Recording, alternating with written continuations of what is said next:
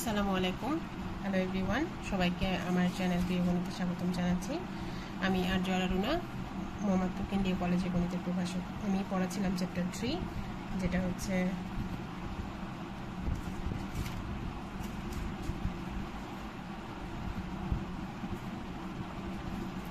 আমাদের যে চ্যাপ্টার 3 ছিল, আমরা আগের ক্লাসে যেটা পড়ে আসছি সেটা ছিল dimensional analysis.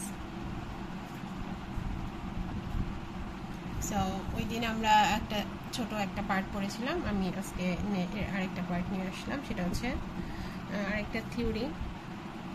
show that the resistance R to the motion of a sphere to radius d moving with a uniform velocity v through a real fluid having density rho and viscosity mu is given by this. So এখানে resistance দেওয়া আছে R, এখানে rho হচ্ছে density এবং viscosity বলা আছে mu, এবং তার এখানে বের করতে বলা হয়েছে যে আর এর মোশনটা, এই পার্টটা প্রমাণ করতে বলা হয়েছে, বের করে মানটা দেখাতে বলা হয়েছে।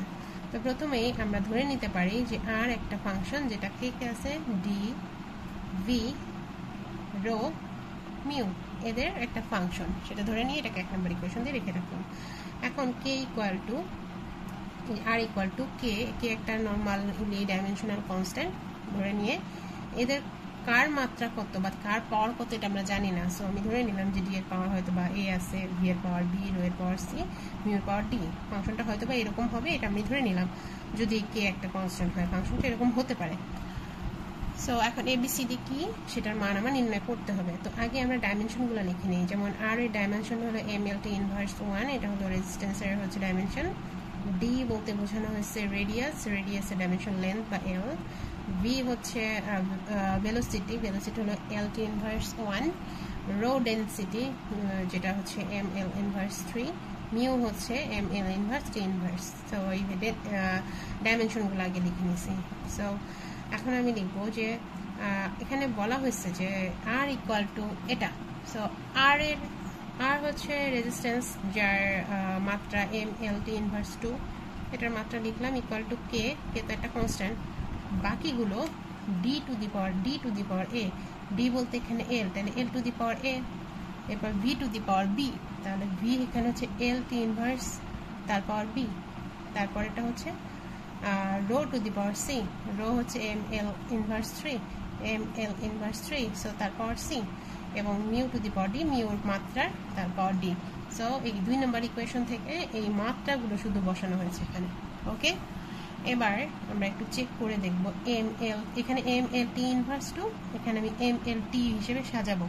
এখানে দেখো এম আছে এম এর পাওয়ার সি, এখানে আছে এম এর power D, D to dot গুণন, so M to the power C plus D, L to the power B, L to the power minus 3c, L to the power একটা A, আর L to the power minus D, এই যে -1 আর minus D. So L এর power এটা, আর T এর power T inverse B, T inverse D. So T inverse B inverse D, দুইটা একসাথে করা আছে। তো আমি জাস্ট এগুলোকে ভিত্তি সেম রেখে পাওয়ারগুলো যোগ করে দিয়েছি, এটাকে 3 নম্বর ইকুয়েশন লিখে রাখছি। তো এখন বলছে since 3 must be dimensionally homogeneous, we equate the power of MLT from both sides. So এইখানে যে এম এর পাওয়ার, এটা কত দেখতে পাচ্ছ 1। সো এটার পাওয়ারের সাথে এটার পাওয়ার ইকুয়েটিং করবো, এম এর পাওয়ার 1, তাহলে C plus D equal to 1। Okay, তারপর এল এর পাওয়ার 1, এখানে এইটার পাওয়ার তাহলে 1 হবে, তো এইটার পাওয়ার 1, এবং টি এর পাওয়ার -2, আর এখানে টি এর পাওয়ার যে minus B minus D equal to -2। দুই পক্ষকে ইকুয়েটিং করা হয়েছে। ইকুয়েটিং করে দেখো, এখানে C equal to 1 minus D লিখে রাখলাম, 1 মাইনাস ডি। এই জায়গায় এ, আর বি এর জায়গায় এখান থেকে বি এর মান বের করে রাখছিল 2 মাইনাস ডি, তাহলে এই যে বি এর জায়গায় বসানো হচ্ছে 2 মাইনাস ডি। সি এর জায়গায় এই যে 1 মাইনাস ডি, যে সি 1 মাইনাস ডি কে 3 দিয়ে গুণ আছে, আর মাইনাস ডি যা আছে তাই আমি জাস্ট এই দুটো থেকে এখানে মান বসিয়েছি। ক্যালকুলেশন করে এখানে এ এর মান আসছে 2 মাইনাস ডি, তাহলে এই হলো 2 মাইনাস ডি, বি হচ্ছে 2 মাইনাস ডি, সি হচ্ছে 1 মাইনাস ডি। মানে একটা পার্টের মাধ্যমে 4 নম্বর ইকুয়েশন নিয়ে আসলাম যে এ বি সি এর মান এরকম। Thus substituting 4 into we get 2 নাম্বারে, এই 2 নাম্বারের জায়গায় এই মানগুলো বসাবো। 2 নাম্বার মানে ডি এর পাওয়ার এ, B power B, C, D. এটা এখন দেখো ভি এর পাওয়ার এ বলতে 2 মাইনাস ডি, বি এর পাওয়ার বি ছিল, বি হচ্ছে 2 মাইনাস ডি, রো এর পাওয়ার হলো সি 1 মাইনাস ডি, আর মিউর পাওয়ার ডি যেটা আছে সেটাই রাখা হয়েছে।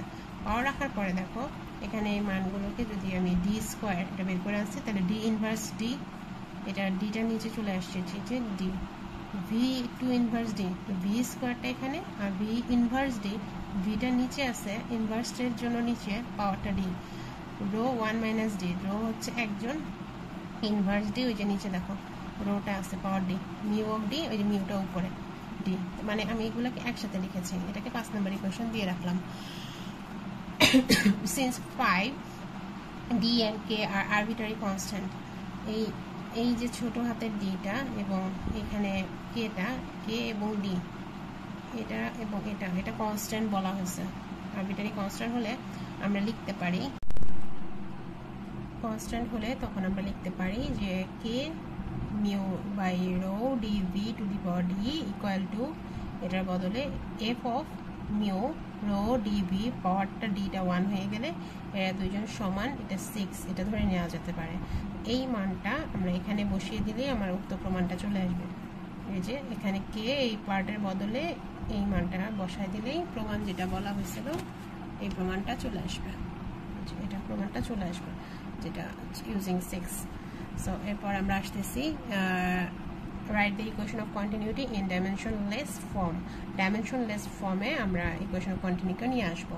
তো আমরা কন্টিনিউটি ইকুয়েশন সম্পর্কে ধারণা আছে, যে del u by del x plus del v by del y plus del ডাব্লিউ by del z equal to 0, সেটা নর্মালি হচ্ছে আমাদের ইকুয়েশন অফ কন্টিনিউটি। তো ইকুয়েশন অফ কন্টিনিউটির কয়েকটা ফর্ম আছে। ভেক্টর ফর্মটা কীভাবে লেখা হয়, del dot v equal to 0, আর ইন্ডেক্স ফর্ম মানে যে আয়ের মাধ্যমে লেখা হলো, যে ডাইমেনশন ওয়াইজ সেটাকে এক্সপ্লেইন বা বাড়ানো হতে পারে, যে d v i by d x i, এটা একবারে আই দিয়ে লেখা হয়েছে, এটা 2 ডাইমেনশন হলে সেটা 2টা আসবে, 3D হলে সেটা 3টা পার্ট চলে আসবে। এটা হলো এক্সপেন্ডেড ফর্ম হচ্ছে এটা।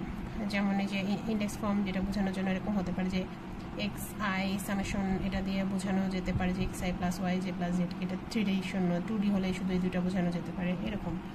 তো যে কোনো একটা ফর্ম লিখলেও হবে, বাট আমি 3টা ফর্মই লিখে দিচ্ছি, যে কোনো একটা দিয়ে কাজ করলেও হবে। এখন ডিফাইন নন ডাইমেনশনাল ভ্যারিয়েবলস, নন ডাইমেনশনাল ভ্যারিয়েবলসগুলোকে আমি ধরে নিব, যেমন এই যে ভি স্ট্যারিককে আমি নন ডাইমেনশনাল ভ্যারিয়েবল ধরে দেবো, যে তার নিজের কোনো ডাইমেনশন নাই।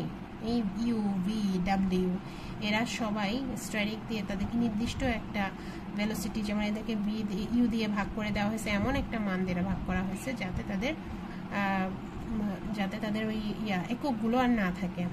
ওকে, তো যেমন ইউ স্ট্যারিক হচ্ছে ডাইমেনশনলেস, মানে নন ডাইমেনশনাল, ডাইমেনশন যে নাই। কিভাবে নাই হয়, সেই ইউকে একটা নির্দিষ্ট ওই সেম ইউ দ্বারা ভাগ করা হয়েছে, এতে তার ডাইমেনশনগুলো চলে গেল। সেম ভিকে ইউ দ্বারা ভাগ, ডাইমেনশনটা চলে গেল, ডাব্লু কে ইউ দ্বারা ভাগ, ডাইমেনশন চলে গেল। একই রকমভাবে এক্স ওয়াই যেটা যেহেতু লেন্থ, সো লেন্থগুলোকে যেমন এক্স ওয়াই যেটা যেটুকু দূরত্ব সেটাকে এল দ্বারা ভাগ করে দেওয়া হয়েছে, লেন্থ দ্বারা তাদের ডাইমেনশনের সেই মাত্রাগুলো চলে গেছে। সেই কারণে এখানে ন্যাবলা স্ট্যারিক এটাকেও আমরা চিন্তা করলাম, যে ন্যাবলা মানে তো তোমরা জানোই, মানে বা ডেল জানো x, del by del x, del by del y plus k del by del z. আমি এক্স ওয়াই জেডগুলোকে স্টার দিয়ে রাখছি, তার মানে হচ্ছে আমি এদের বোঝাতে চাচ্ছি সেখানে এই এক্স ওয়াই জেডগুলো ইউজ করা হয়েছে, এবং যাদের ডাইমেনশনগুলো নেই, মানে dimension less.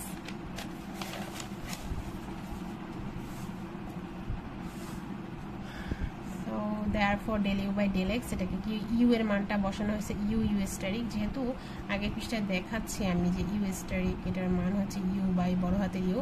So normally you মানে হলো ইউ বড় হাতের you into you স্ট্যারিক।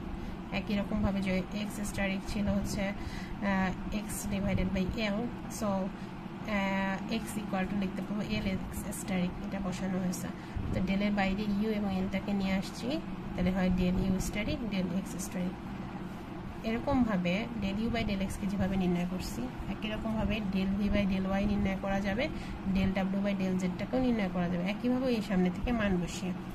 Similarly So the continuity equation can be expressed non-dimensional from as, মানে আমাদের তো dimensional from a continuity equationটা এরকম ছিল, তাহলে নন ডাইমেনশনালে কেমন হবে, এই মানগুলো বসিয়ে দেবো। এই যে যেমন এই জায়গায় মানটা বসাবো, এইটার মান বসাবো, এটার মান বসাবো, এই তিনটা মান আমি বসানোর পরে ইউ বাই এল এটা কমন যায় থাকে, তো ইউ বাই এল এটা শূন্য এই পাশে গেলে 0 হয়ে যায় এবং এই অংশটুকুকে লেখা যায় ডেল স্টারিক আর ভি স্টারিক ইকুয়াল টু 0। এটাই হচ্ছে আমাদের কন্টিনিউটি ইকুয়েশন। সো তাও হচ্ছে নন ডাইমেনশনাল ফ্রম, এটাও পরীক্ষায় আসে।